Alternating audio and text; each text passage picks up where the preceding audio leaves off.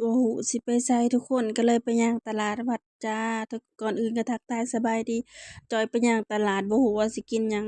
เบื่อกับข้าวทุกคนบ่ฮู้ว่าสิกินหยังเบื่อกินหยังก็บ่แซ่บอากาศมันร้อนยังฝนก็ตกน้อยเดียวก็เลยไปได้ทุเรียนลูกนี้หั่น185 บาทอย่างบ่ว่าเนื้อหลายทุกคนครั้งแรกในชีวิตที่จอยได้ซื้อหมากทุเรียนลูกนี้185 บาททุกคนจ้า บ่เคยซื้อจักเทื่อมาเฮ็ดงานก็10กว่าปีแล้วอันทุเรียนลูกนี่หั้น185 บาทพอปอกพอแกะเปลือกออกแล้วได้แต่เนื้อมันหั้นทุกคนได้8 ขีดพู้นได้ทุกคนทุเรียนนั้นลูกหนึ่งได้8 ขีดเนาะเพราะว่ามันโล120จ้อยก็บ่เคยซื้อครั้งแรกซื้อครั้งแรกในชีวิตเลยทุกคนที่ซื้อแพงบ่เคยซื้อจักเทื่อ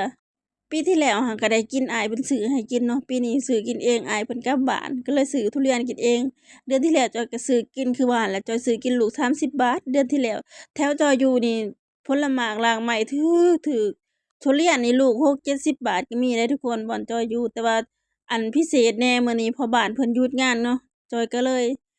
บ่ฮู้ว่าสิกินหยังได้ทุเรียนอย่างเดียวทุกคนบ่ได้กินหยังเลยจ้ะกินทุเรียนนี่ทุเรียนที่จอยกินนี่เนื้อไก่ฉีกหรือว่าเป็นไก่ฉีกทุกคน เม็ดนิดเดียวผู้หลายจอยคิดว่าคุ้มเลยทุกคนอันซื้อทุเรียน185 บาทแล้วก็ได้ห้าผู้บักใหญ่มันทุกคนเว้าตั้งแต่ต้นคลิปหั้นแหละทุกคนว่า